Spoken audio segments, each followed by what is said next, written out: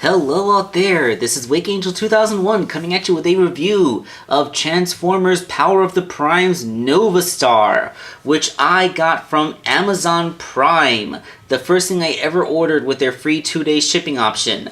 So that means that she only cost me $16, which is cheaper than her typical retail.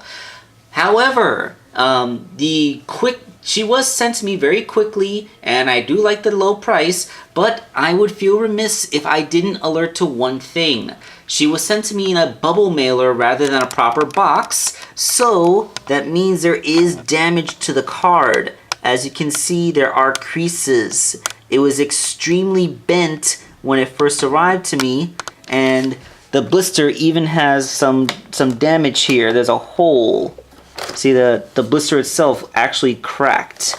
So if you are a mint on card collector, you might not want to get the Amazon Prime free 2-day shipping option. You might want to go with a more expensive shipping option to make sure that it's safe. However, I am not a mint on card collector. I just really wanted Novastar, so I just had to get that out there. One more quick look at the back of the box so you can basically see the 3D printed version of Novastar, 3D model I should say, and her biography says, "How will the daring infiltration and rescue specialists wield the power of the primes?" So yeah, that's everything relevant about the packaging. Now let's get her out of there so we can take a look at the figure within. Before we start talking about the toy, I just wanted to quickly look at the instructions, or rather this part of the instructions, which shows her which combiner that they would recommend. And they want her to be part of Hunger. You know, like I think you call them the Terracons. Hunger, Cutthroat, Sinner Twin, and Blot, and Novastar is the arm. Why would you use Novastar as part of the Terracon combiner? That doesn't make any sense. Especially when you consider that the actual card art features her being part of Elita Infinite. I mean, that may be Moonracer up there, but, you know, that's Elita Infinite. So, yeah, that's a funny thing. Alright, so quick look at her trading card. Autobot Novastar looking pretty darn awesome, holding an armload of Energon cubes while blasting off that sick gun she comes with. And the back of it, mine is Amalgamous Novastar. Converts into everyday objects to avoid detection. Wow, what a novel ability for the Transformers. Turning into everyday objects to avoid detection. You'd almost think that that's some kind of robot in disguise or something. Okay, while I run down articulation, we're going to have a quick history lesson on Novastar. Novastar was one of the 6 female Autobots introduced in the original G1 cartoon, although back then she was named Firestar. The reason why she can't be called that today is because at the time that the cartoon came out, there was another cartoon, a Marvel cartoon, called Spider-Man and His Amazing Friends, which had the superhero Firestar as one of Spider-Man's amazing friends. So, you know, like, don't try to get into a trademark fight with Marvel Studios, because you're pretty much gonna lose that. So that's why when they finally got around to making a toy of Firestar, they would had to make a different name. But, you know, we all know that this is finally, 30 years later, that G1 cartoon character brought into official plastic form. Novastar here has been homaged in other toys. Notably, most recently would be the BotCon exclusive Flare Up, who basically she has the same overall color scheme of reds and oranges that Firestar did, even the same yellow face with the orange crest. It's just that, you know, they couldn't call, even then they couldn't call her Firestar because of, you know, Marvel trademarks. But within context of the fiction, Flare Up is still an original character because she's actually she was actually Firestar's student, or protege as it were. So that means that now Flare-Up Senpai officially has a real toy. And we have 2 characters. Yay! Okay, so they are, as a mold twin of Moonracer, Novastar looks pretty much exactly the same as her, except with a brand new head sculpt. So let's zoom in on that so we can appreciate the differences. Yeah,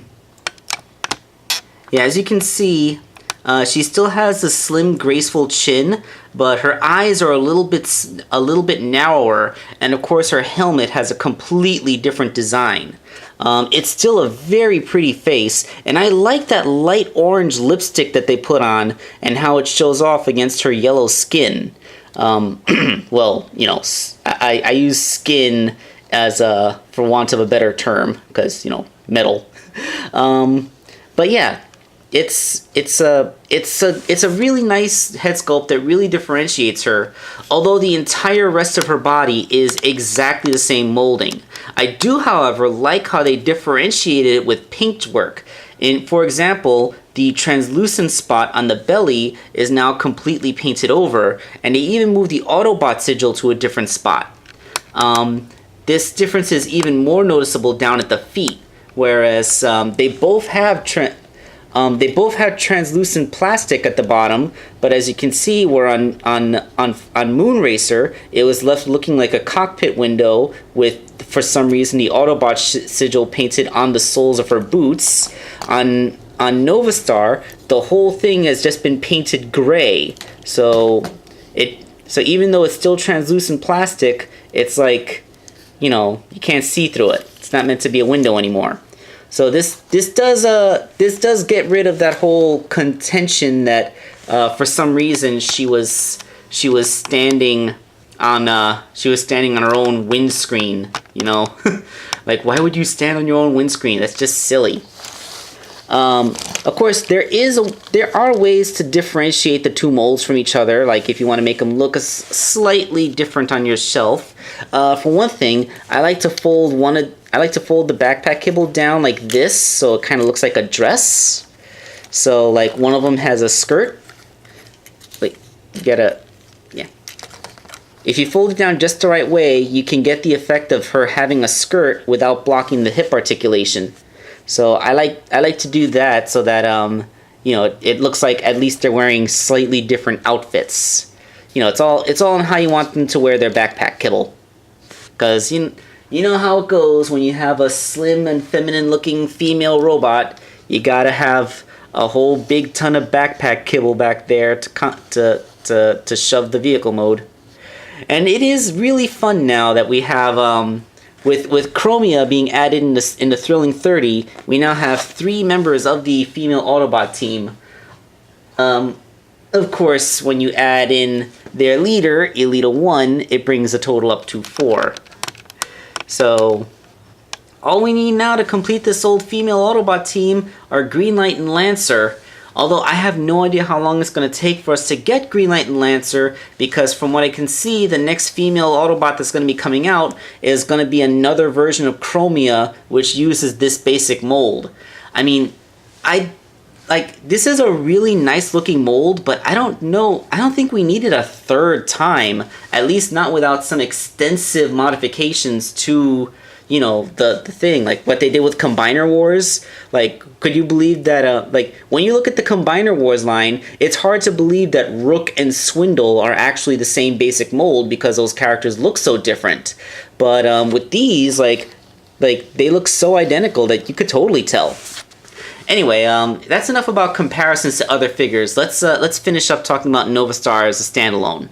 Novastar comes, of course, with 2 accessories, the exact same accessory as Moonracer came with, for one, except that it's done in red and orange to match her colors. It is, of course, the Prime Armor, which is really just a thinly veiled way to get the hand in and have it mean something else besides just being the combiner hand. Of course, it sticks to her chest just the same as anyone else, looking like a ridiculous baby Bjorn, and that's about it. what the other accessory she comes with is this really sick gun. It's totally awesome. Sculpted hollow in both parts for the sake of symmetry. But wow, does this thing look pretty freaking cool. In fact, look at that barrel diameter. I'm pretty sure... Yes, you can actually shove the peg from the back of Moonracer's gun into the barrel of this thing to create, like, I don't know, like a double telescopic super rifle. Because, like, even their scopes line up. So, like now I bet you could shoot stuff down from orbit with this thing. It's that's kind of, like, really awesome. And even on its own, like, just the barrel diameter of this just makes it intimidating enough. And of course it goes right into her hands, I'm assuming. I mean, it would be pretty bad if it didn't fit in there, but you know, we gotta have her actually... There we go. So yeah, that is a very big gun for a little lady. Looks pretty darn cool.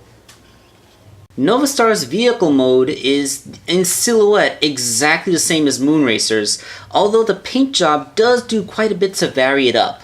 I like the red and orange. It kinda has a fire truck vibe going on, which kind of would jibe with the whole rescue vehicle that she's supposed to be. And I do love that they actually painted her rims a very nice silver.